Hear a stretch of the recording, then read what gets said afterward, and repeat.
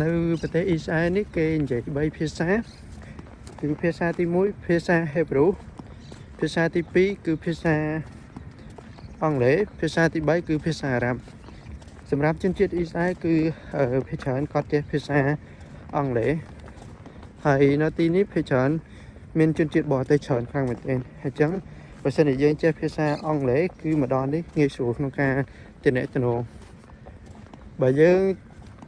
ចេះភាសាហេប្រ៊ូកាន់តែល្អទៀតព្រោះយើងងាយស្រួល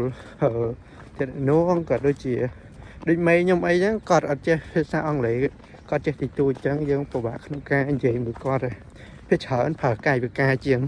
សម្ដីតែដល់ពេលយើងមកដល់យូរទៅសមហើយព្រោះការងារវាជាទម្លាប់ឯការងារធ្វើដែរឯនៅទីនេះយើងទៅបាក់ដបោតែ2 3ថ្ងៃដបោនេះមកដល់នេះបានតែមួយអាទិត្យទៅស្រួលដូចយើងធ្វើនៅខ្មែរអញ្ចឹង